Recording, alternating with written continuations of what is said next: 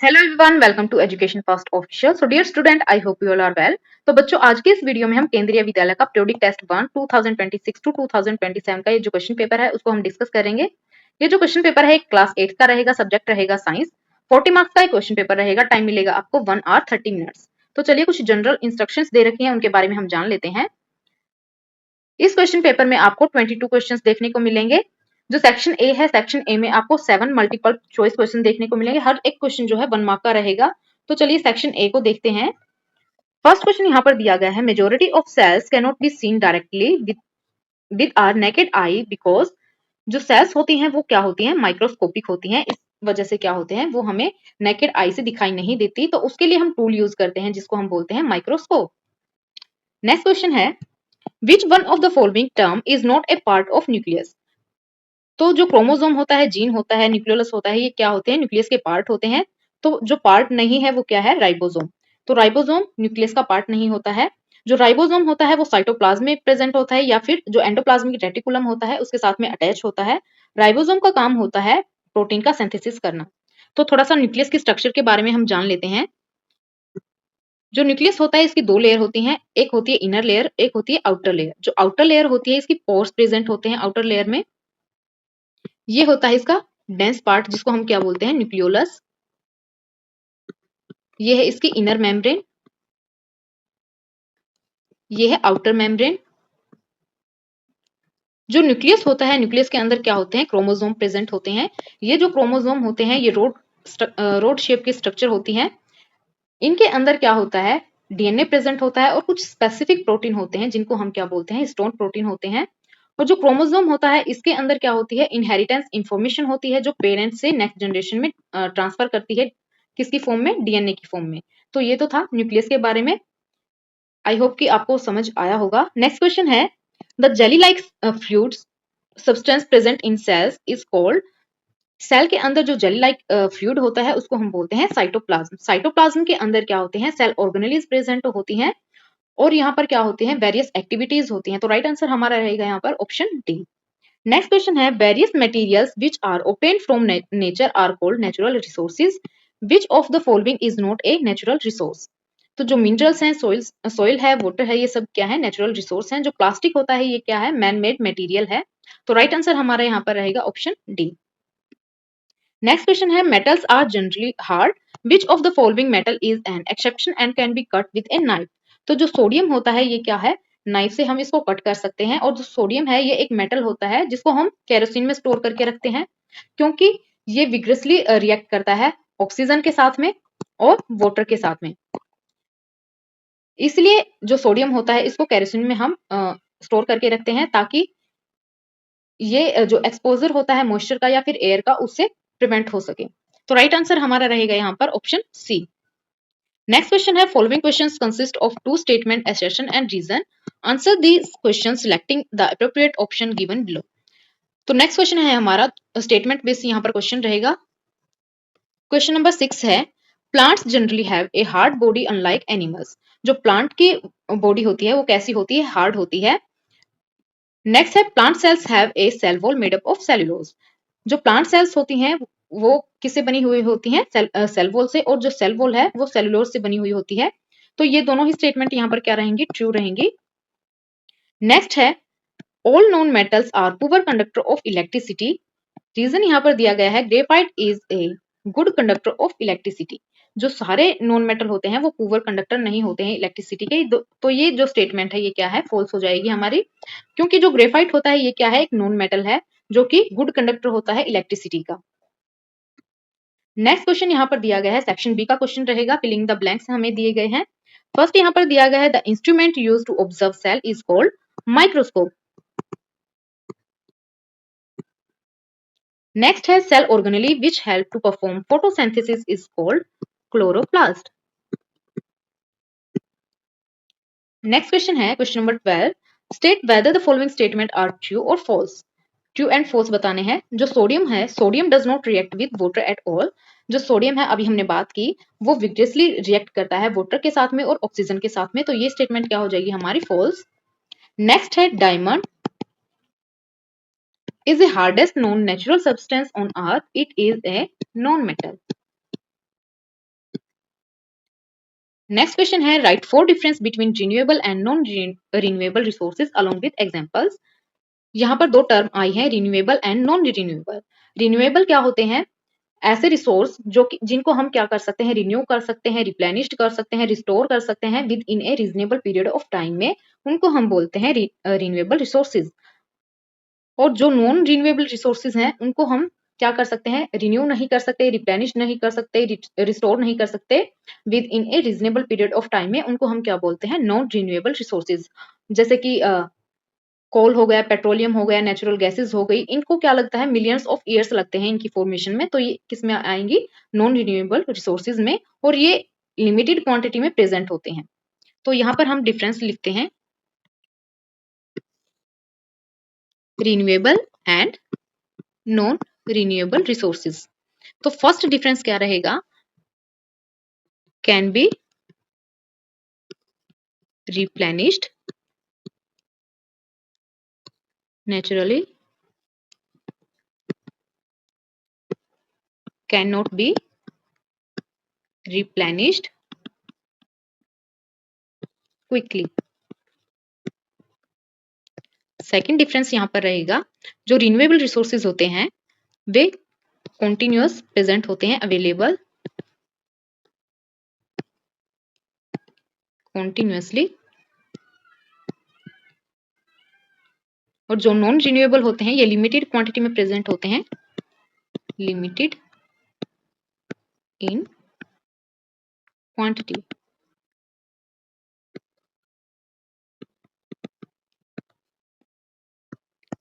Third difference हो जाएगा, जो रिन्यूएबल रिसोर्सेज होते हैं ये कम पॉल्यूशन क्रिएट करते हैं, less pollution causing,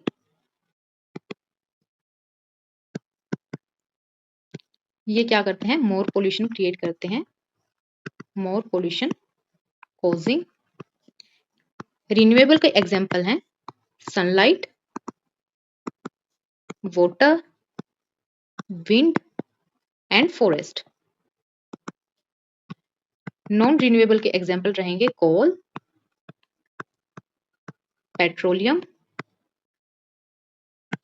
natural gases. Next question है सेक्शन सी का। यहां पर क्वेश्चन दिया गया है, imagine that all the exhaustible natural resources are exhausted by human activities. Do you think survival of living being would be possible? If yes, why? If not, so why not? तो यहाँ पर answer question दिया गया है कि जो natural resources होते हैं, जो ह्यूमन एक्टिविटीज होती हैं, वो क्या करती हैं, नेचुरल रिसोर्सेज को क्या कर रही हैं, एग्जॉस्ट कर रही हैं। तो अगर जो नेचुरल रिसोर्सेज हैं वो एग्जॉस्ट हो गए, तो जो सर्वाइवल है लिविंग बींग का, क्या वो पॉसिबल हो पाएगा? तो यहाँ पर आंसर हमारा रहेगा नो। तो जो लाइफ है वो क्या रहेगी, पॉसिबल नहीं हो पाएगा अगर नेचुरल रिसोर्सेज एग्जॉस्ट हो गए। तो आंसर हम यहाँ पर लिखते हैं, if all exhaustible natural resource are exhausted, survival of living being would not possible because human depend on them for fuel, transportation, food, industries and many daily needs.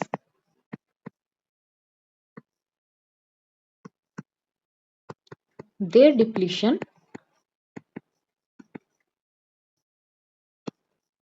would affect life on earth. Next question दिया गया है, why is petrol an exhausted natural resource whereas sunlight is not explain.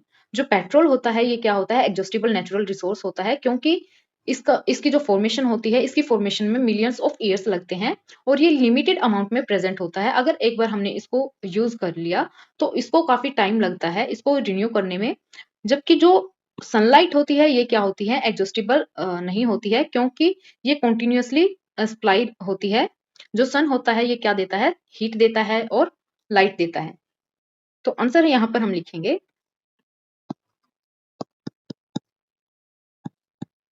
Petrol is an exhaustible natural resource because it is formed over million of years and exists in limited quantity या फिर limited amount. Once used it cannot be replaced quickly. जबकि जो sunlight होती है, sunlight is not an exhaustible natural resource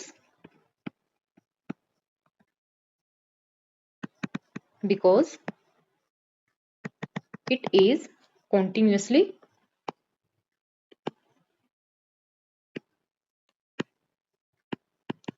supplied by the sun and is naturally replenished. Next question है name a metal which is liquid at normal temperature. तो answer यहां पर रहेगा mercury. Next question है why is mitochondria called the power house of the cell. जो mitochondria होती है उसको power house of the cell हम क्यों बोलते हैं, क्योंकि जो माइटोकॉन्ड्रिया होती है वो एनर्जी प्रोवाइड करती है सेल को। सेल के अंदर जितनी भी सेलुलर एक्टिविटीज होती हैं उनके लिए एनर्जी की रिक्वायरमेंट होती है, वो एनर्जी मिलती है माइटोकॉन्ड्रिया से एटीपी की फॉर्म में। तो जो माइटोकॉन्ड्रिया होती है इसकी दो लेयर होती है, एक आउटर लेयर होती है, एक इनर लेयर होती है। जो आउटर लेयर होती है वो स्मूथ होती है, जबकि जो इनर लेयर होती है उसमें फोल्ड आपको फोल्ड लाइक प्रोजेक्शन आपको दिखाई देंगे, उनको हम बोलते हैं क्रिस्टी। उनके अंदर क्या होती है, एटीपी का फॉर्मेशन होता है। तो आंसर यहां पर हम लिखेंगे mitochondria are called power house of the cell because they produce energy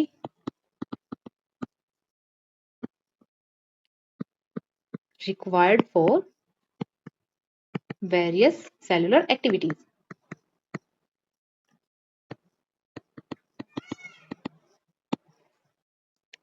next question हम देखते हैं डिसीज कॉल्ड पोलियो, रेबीज और corona are caused by which category of micro organism. तो ये होते हैं वायरस की वजह से। Why is algae considered as future food. जो एल्गी है हम उसको फ्यूचर फूड क्यों कंसीडर करते हैं। तो जो एल्गी होती है इसको हम फ्यूचर फूड इसलिए कंसीडर करते हैं क्योंकि इसके अंदर हमें विटामिन मिनरल्स ये सब क्या मिलते हैं, ये सब प्रेजेंट होते हैं और ये क्या होती है, रैपिडली ग्रो करती है, इसलिए हम इसको बोलते हैं future food.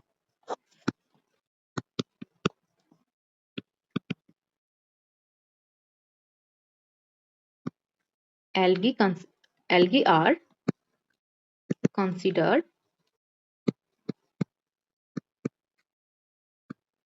future food because they are they are rich in protein, vitamins and minerals and grow rapidly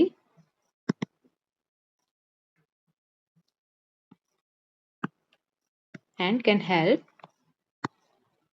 meet future food for demand sustainably.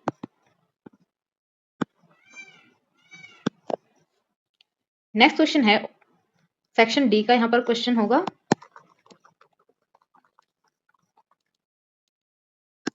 Differentiate between plant and animal cell. Plant cell and animal cell में हमें क्या बताना है, difference बताना है plant cell और animal cell. जो plant cell होती है, प्लांट सेल में क्या होता है, सेल वॉल प्रेजेंट होती है, जबकि जो एनिमल सेल होती है उसके अंदर सेल वॉल प्रेजेंट नहीं होती। सेल वॉल प्रेजेंट, इनके अंदर क्या होता है, सेल वॉल एब्सेंट रहती है। प्लांट सेल के अंदर जो क्लोरोप्लास्ट होता है वो प्रेजेंट होता है, क्लोरोप्लास्ट प्रेजेंट। एनिमल सेल के अंदर क्लोरोप्लास्ट नहीं होता है, क्लोरोप्लास्ट एब्सेंट। जो प्लांट सेल होती हैं इनके अंदर क्या होता है, लार्ज सेंट्रल वैक्यूल्स प्रेजेंट होता है, लार्ज सेंट्रल वैक्यूल प्रेजेंट। जबकि जब एनिमल सेल होती हैं इनके अंदर स्मॉल या फिर टेम्परेरी वैक्यूल्स प्रेजेंट होता है, स्मॉल और टेम्परेरी वैक्यूल प्रेजेंट होता है। जो प्लांट सेल होती है इसके अंदर जो फूड स्टोर होता है वो स्टार्च की फॉर्म में होता है, स्टोर फूड एज स्टार्च। जो एनिमल सेल होती हैं इनके अंदर ग्लाइकोजन की फॉर्म में होता है, store food as glycogen. Plant cell का स्ट्रक्चर देख लेते हैं हम थोड़ा सा।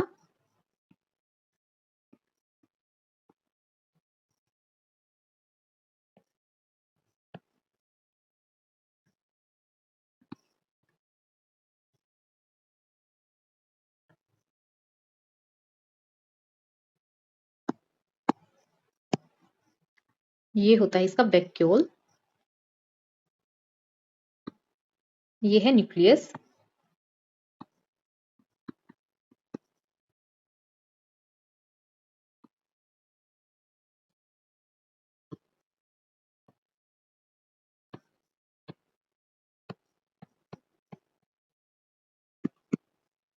ये है सेल वॉल,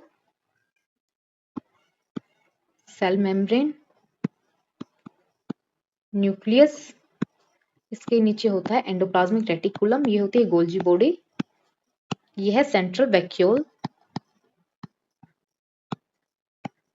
ये होता है प्लास्टिड, ये है माइटोकॉन्ड्रिया। और राउंड स्ट्रक्चर के इसमें राउंड स्ट्रक्चर देखने को मिलेगी जिसको हम बोलते हैं राइबोसोम, जो कि प्रोटीन का सिंथेसिस करता है। एनिमल सेल के अंदर आपको इतना बड़ा वैक्यूल देखने को नहीं मिलेगा।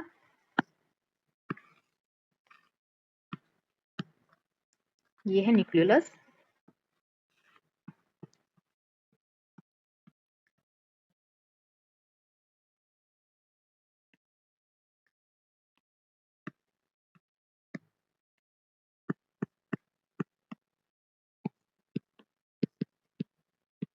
न्यूक्लियोलस,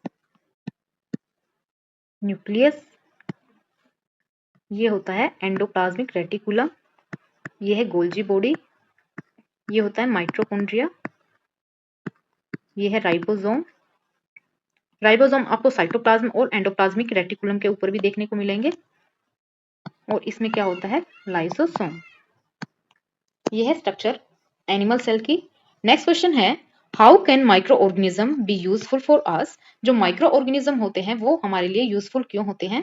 हम थोड़ा सा इसको इरेज कर लेते हैं।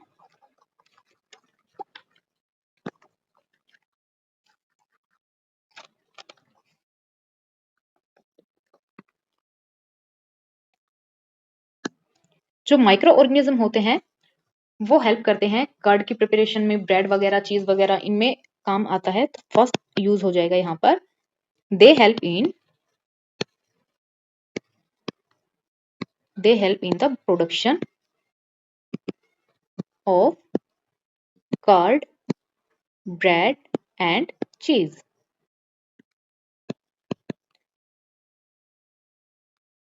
जो मेडिसिन्स वगैरह बनती है, एंटीबायोटिक होती हैं, वो भी किससे बनती हैं? माइक्रो ऑर्गेनिज्म से. They are used in the production of medicines and antibiotic.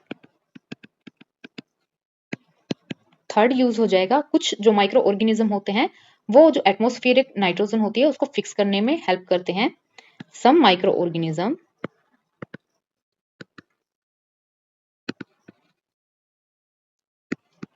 fix atmospheric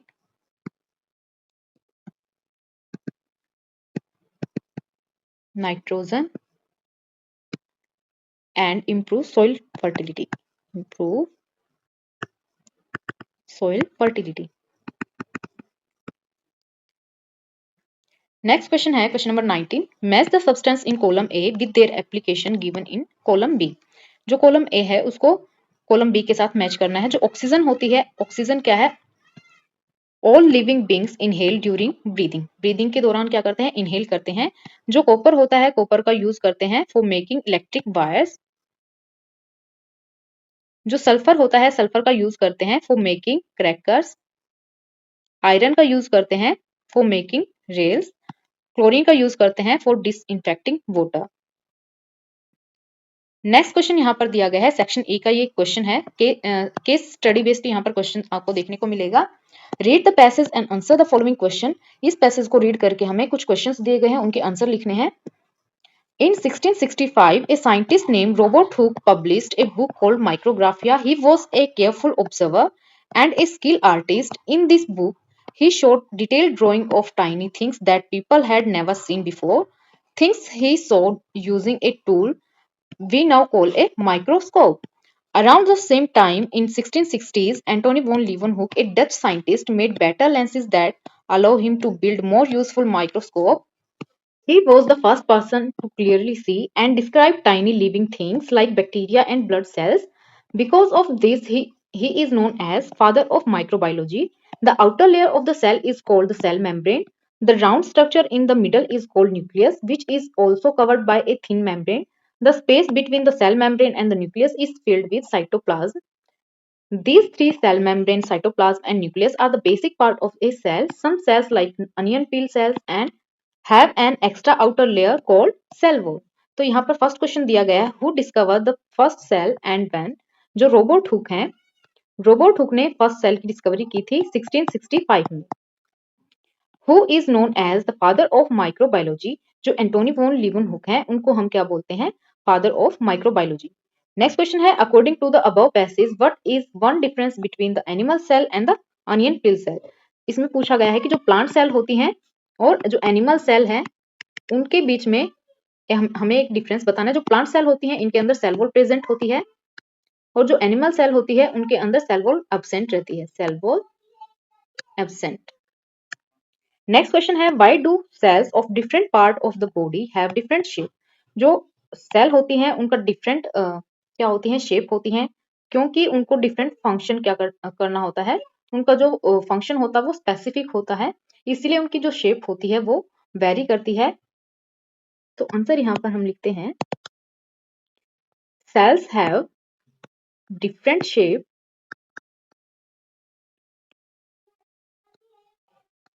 because they perform different function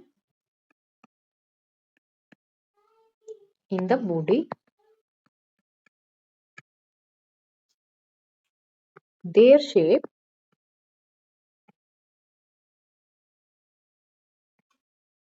helps them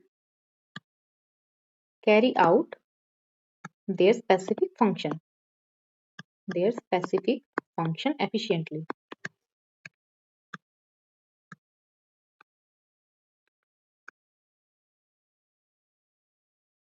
तो नेक्स्ट क्वेश्चन दिया गया है, question number 22. During a visit to their grandmother's village, Bhumi and Surya noticed clean air, fresh water, and many trees. Aji explained that these are nature's treasure. She showed them how to use water carefully and while watering plants and collecting rainwater in a tank for later use.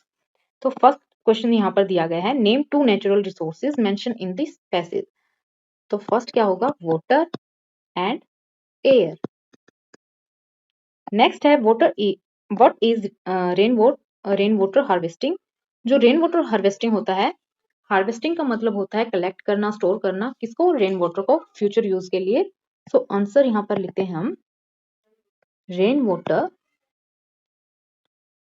Harvesting is the process of collecting and storing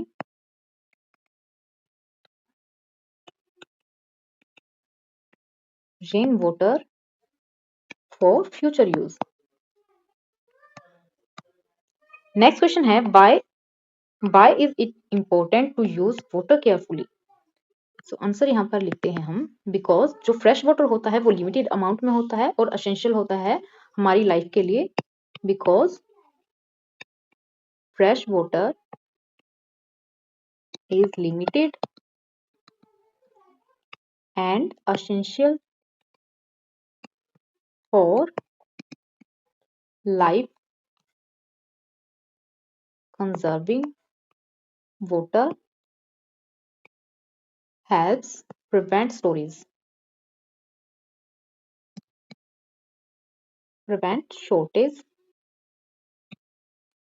Next question है, name one way by which you can save water. We can save water by turning off taps where not in use. We can save water by turning off taps when not in use. तो ये तो था बच्चों class 8 का question paper science का। I hope कि आपको video अच्छी लगे। अगर वीडियो अच्छी लगे तो वीडियो को लाइक शेयर सब्सक्राइब कर देना। तब तक के लिए थैंक यू।